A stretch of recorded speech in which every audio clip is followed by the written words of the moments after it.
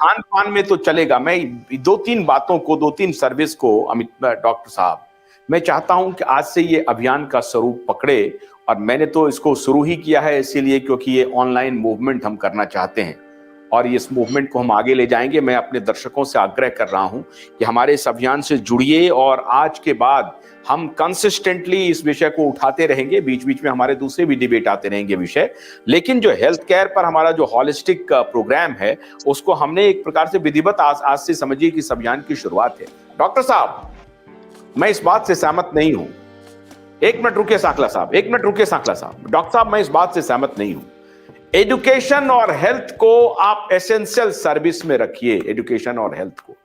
ये सबसे गड़बड़ी आपकी कहां हो रही है? देखिए, जो पढ़े लिखे, जो थोड़ा सा अफोर्ड कर सकते हैं, थोड़ा सा समृद्ध हैं आर्थिक रूप से, वो जैसे ही किसी 5 स्टार हॉस्पिटल में जाते हैं तो जो दूसरे जो उनसे थोड़ा कमतर आर्थिक रूप से थोड़ी समृद्ध नहीं है, उनकी पीड़ा बढ़ती है और वो सोचते हैं कि हम फिर कैसे पैसा कमाएं इतना कि उस हॉस्पिटल में जाएं। आप समझिए, उसका एक प्रदर्शन प्रभाव पड़ता है और इस प्रदर्शन प्रभाव वो एक दिन में नहीं होता है। फिर वो, अगर आप साइकिल देखेंगे तो एक जेनरेशन का, मैंने 15 साल का अगर आप एक साइकिल बनाएं तो 15 साल में वो फुलफिल हो जाता है। और 1990 के बाद जैसे प्राइवेट हॉस्पिटल की एंट्री हुई है डॉक्टर साहब, उसके बाद से इंश्योरेंस सेक्टर की एंट्री होती है, उसके बाद से आप भारत जैसे देश में डॉक्टर साहब छोटे छोटे कस्बाई टाउन में चमकते नर्सिंग होम आपको दिख जाएंगे। प्रकाश पोहरे जी अक्सर बोलते हैं कि उनके यहां आज हजारों नर्सिंग होम हैं, हजारों डॉक्टर हैं और चमक रहा है। ये उसी का नतीजा है डॉक्टर साहब कि आप उसको चॉइस दे रहे हैं। सरकार का अगर वेलफेयर स्टेट है डॉक्टर साहब, यहां मिक्स्ड इकोनॉमी का कॉन्सेप्ट नहीं आता है कि हम दोनों को चलने देंगे, कि प्राइवेट कंपनियां भी चलेंगी, प्राइवेट मैन्युफैक्चरिंग यूनिट भी चलेगा, सरकारी यूनिट भी चलेगा। नहीं, ये जो एसेंशियल सर्विस है उसमें मैं समझता हूं डॉक्टर साहब, ये आपका ये थ्योरी शायद नहीं चलना चाहिए। डॉक्टर बीना, क्या आप इस बात से सहमत हैं? सरकार अगर समझी कि पेशेंट हेल्थ सेगमेंट एक हमारा जिम्मेदारी है तब अच्छा होगा, वैसे नहीं समझती है सरकार। एक्चुअली सरकारी हॉस्पिटल्स कितने खोलते हैं? हमारे टाइम पे जो हम पढ़ रहे थे तब 4-5 थे, उसके बाद पूरे जो आए प्राइवेट हॉस्पिटल्स हैं। एंड गवर्नमेंट राय क्या है? अगर मैं कहूं कि यूएचओ के चेयरमैन ने अभी कहा कि नहीं, दोनों को चॉइस होना चाहिए, तो मेरे आर्गुमेंट के बाद क्या डॉक्टर साहब, अमिताभ जी, क्या आपकी राय बदली या आप अभी भी उस पर अड़े हुए हैं कि नहीं चॉइस? मैं कहता हूं कि देखिए, 90% आप हॉस्पिटल बनाइए आम आदमी के लिए, 10% आप बनाइए 5 स्टार। तो उस प्रोपोर्शन को बनाइए, जैसा पॉपुलेशन है उस प्रोपोर्शन से 90% हॉस्पिटल आप बनाए जो कि वेल गुड सर्विसेज हो। क्योंकि आज के तारीख में जो गवर्नमेंट हॉस्पिटल्स है वहाँ पे दवाइयाँ नहीं मिलती, इक्विपमेंट नहीं मिलते, डॉक्टर भाग जाते हैं, प्राइवेट प्रैक्टिस करते हैं। पहले उसको रेगुलेट कीजिए। 90% government hospital should be there, 10% private. Those who want choice दीजिए। बाहर से भी आते हैं, मेडिकल टूरिज्म वगैरह, वो इकोनॉमी मिलेगा, पर उसको खाली 10% रखिए, 90% अकॉर्डिंग टू पॉपुलेशन प्रोपोर्शन।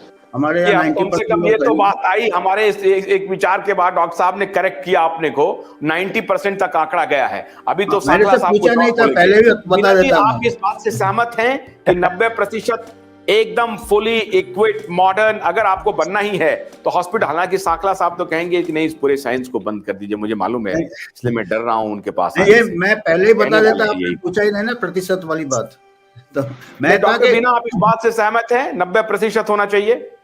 जरूर होना चाहिए। और जो गवर्नमेंट हॉस्पिटल्स हैं वहां पे आप जाके देखो ना, एक्सरे मशीन काम नहीं करती, बेड टूटा रहता है सब।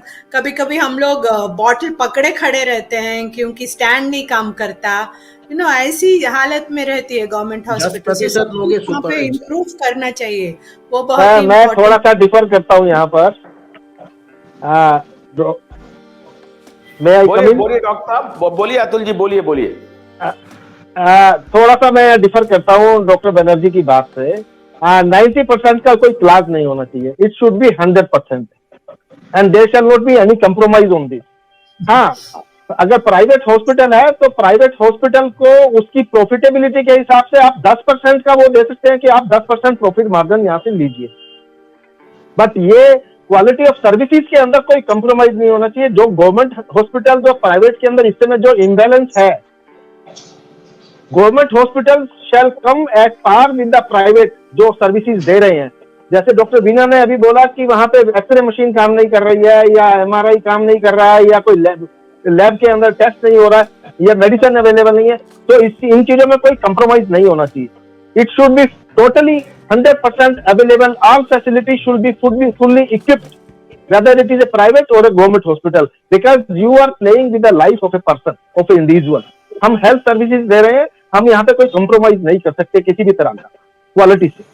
और जहां तक रेट्स की बात है, प्राइवेट और गवर्नमेंट में डिफरेंस क्या है? प्राइवेट प्लेयर कोई अगर आ रहा है, कोई अपना नर्सिंग होम खोल रहा है, तो वो प्रॉफिटेबिलिटी के लिए खोल रहा है। मैं आज की तारीख में ये हो गया, बट मेडिकल प्रोफेशन ऐसा है जो चैरिटी के लिए किया जाता है। मेडिकल प्रोफेशन ऐसा है जो गिविंग टू द सोसाइटी है, it is not taking back from the society.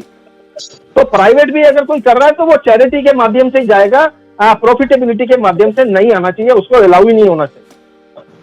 Cost बढ़ जाता है। देखिए डॉक्टर साहब, आजकल जहां तक